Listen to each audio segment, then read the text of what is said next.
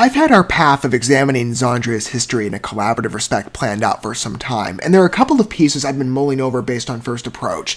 Deaf to the Holy Untitled sentiment is one that stands out in my mind. I think a lot of us would probably agree on that. I don't want to speak for anybody. Just the individual energy of that number, and perhaps how it's married to the concept vision of theater of dimensions, and perhaps associated on maybe some resonant connection to contemporary view.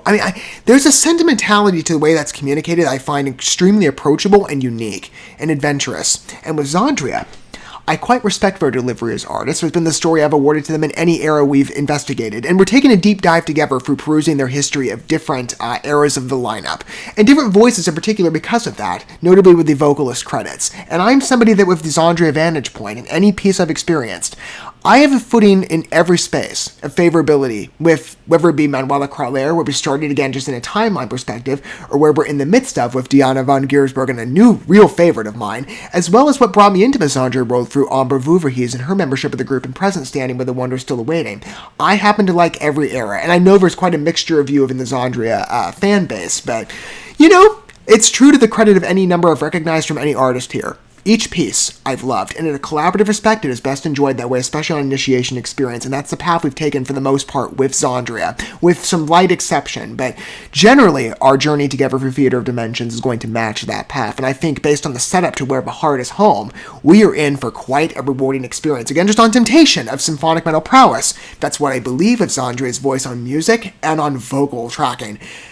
Diana is a real shine to this group. Now, I know, again, she's no longer with them, and it is a pity, even though Amber, I think, is quite great and individualized in her own way as much as Manuela Crowler was, though there's certainly a clear connection between the, I would say, vocal voices between Manuela and Diana. There is some evident match with particular points of departure, but Diana's membership is certainly missed. I know that's a sentiment that many in the XANDRIA fanbase would immediately agree with. And though, again, I love Amber, and I think she's fallen into her role as naturally as Diana had on her first couple of entrances with Sacrificium, or as evidence of this album as well, or that Fire and Ashes EP from what we've recognized thus far. But it would have been cool to get some more experiences because, again, of her vocal prowess and reach and individual execution. As I said with Where the Heart is Home on Experience, balancing volume and pitch so effectively, it really amazes me how much of an aptitude she has in independent voice modulation. And again, a spinto soprano range, one of the first of what I've welcomed in that particular ascension, and quite a level. To be fair, there's plenty of favorable European operatic metal credits of who I've recognized readily here, but Diana's the latest attribution and one we will be taking a deep dive with, right alongside a more extensive survey of XANDRIA's history with the Diana Road. Oh, we have so many adventures in the future, but XANDRIA is just the first step of where we're going. But it'll be a fun deep dive, I think, for you and I to explore together. However you approach, by the way, I want this to be a welcome mat for all. Any new fans of XANDRIA or new listeners, again, just to put you on even footing, German origin, symphonic and power metal extremes, first noticeable, with a conceptual vision this time around for Theater of Dimensions, quite independent and extensive, which I'm really curious to see if that facade is materialized. I'm sure it will be effectively based on the lyrical presence of each number we're going to entertain. But likewise, any familiarized listeners, I want you to feel at home in your review experiences perhaps to familiarize numbers that you are well accustomed to and what I am getting a first introduction for, alongside every one of you. And I hope it's a fun ride, however we take the XANDRIA journey into account. Each entry that we've had thus far on that road I found quite favorable. I am sure as we continue to evolve the vision of Theater of Dimensions, Deaf to the Holy will continue that path. Let's see what shades this song has to offer on narrative, plus, again, what tone will this take? I'm extremely curious to find out. Hang on 1 second. Alright, let me get it prepared accordingly. I don't know why I didn't in advance. Alright, here we go. Deaf to the Holy.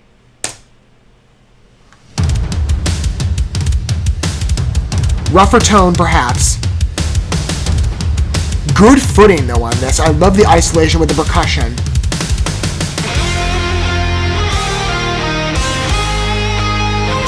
More elevated riffs on key than I foresaw.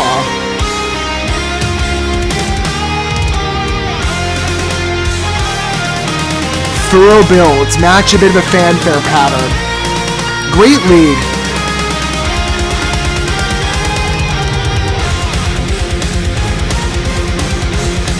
Good bass here, smooth, consistent power metal vibe. Blended perfectly with the immersive symphonic touch.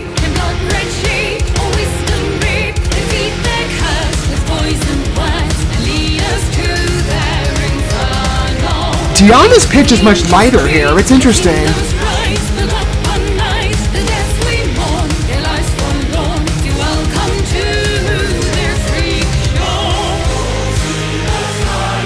Perfect trade-off to the choir as well. So even.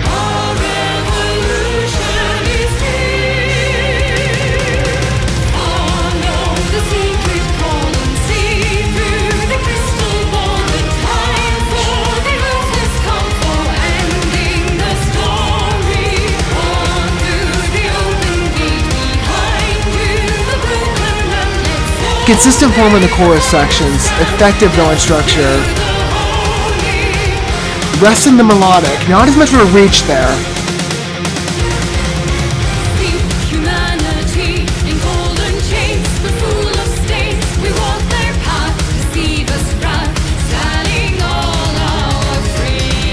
It really amazes me just that level of control Diana has in her presence.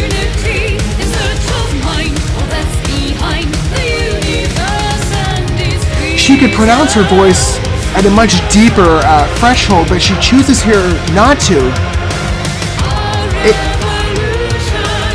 It comes across as so deliberate.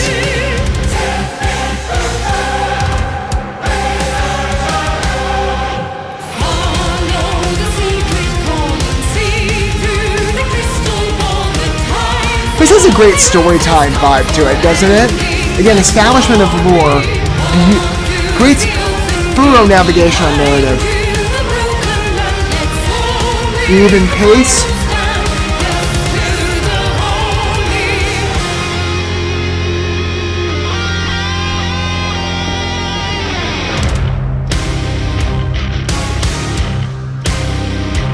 Darker shades materialize. Again, I love the bass work on this one.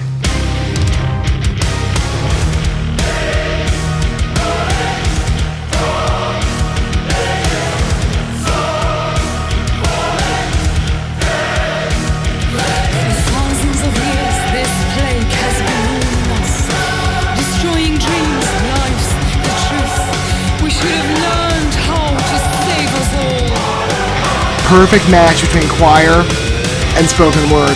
I wonder if the choir is directing us eventually to a changed key. I don't know.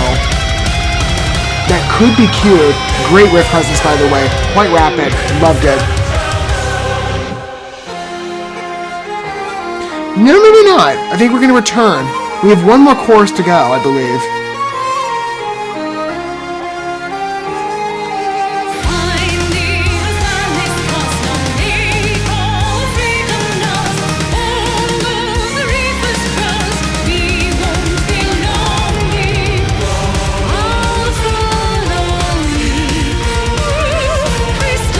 There we go.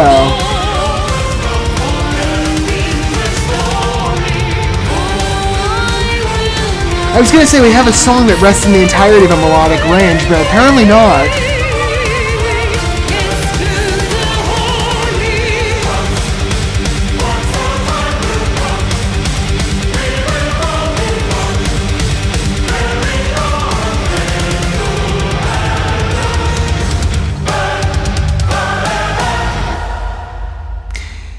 So we have an entire song in this one that does rest again on the harder resonance, which feels quite typical to XANDRIA and symphonic metal extremes, and employs Diana more so in a melodic view, with exception to, again, little bits spliced into that last chorus. Even with that, and again, I'm admittedly somebody who, as I've expressed before many times, does prefer the harder extreme, so the number automatically is such invigorating interest to me based on the power metal bass, with really strong bass work to this one. A good momentum establishment for the bass work, specifically as we track for the entirety of the song. But I find with Death to the Holy, it's much more positive than I thought it would be on entrance. I picked some. My original envisionment was it would be something quite foreboding, maybe carrying on a bit of like an evil chic to it. Something again based on the concept. It feels like it could have gone that direction, and yet it's so lighthearted and enjoyable. It's quite different in appearances. And by the way, specifically, the lightness. Again, how many shades we get to analyze of Diana's credits? Her pitch. Much more, again, in a melodic framework here. Doesn't drift much from that. Again, with exception to that last chorus, with the little bits, it mostly is in that centralized framework. And yet, still, it's such a great encounter, an experience to, again, witness that deliberate control. It comes across as both highly intricate and intentional. That airiness quality. The way those little lines drift, like see hypocrisy. It might have been that one, or one of them. I forget exactly the section, but certainly in the origin, again, on verse establishment. Just how her voice naturally floats. Again, not as pronounced or emphasized, and she hits different depths of extremes on volume. This one, quieted down, drastically, paired again, and that's quite interesting to have a heavier number that balances that vocal extreme. And yet it's sufficient enough based on range and pitch to be equally heard and clear.